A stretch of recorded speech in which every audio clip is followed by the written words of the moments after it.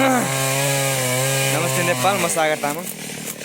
हामी त फेरि पनि रुख ढाल्नलाई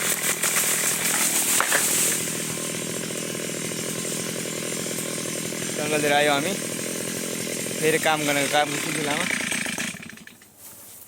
त्यस्तो तुङमा चाहिँ लागि थियो यहाँ रिङमा चाहिँ रिङले तँलाई हेर्छु चुप रिङमा रिङले कहाँ